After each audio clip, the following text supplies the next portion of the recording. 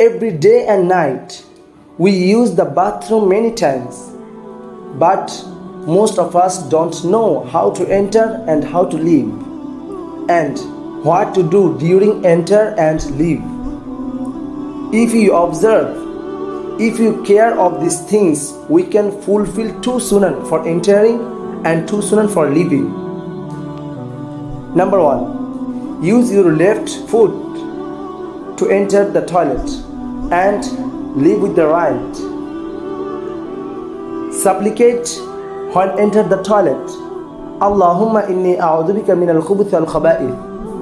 O Allah, I seek refuge in you from al-khubuth and al-khaba'ith. Supplicate when leaving. Ghufranaka. I ask you, Allah, for forgiveness. Al-khubuth and al-khaba'ith, these are male and female devils.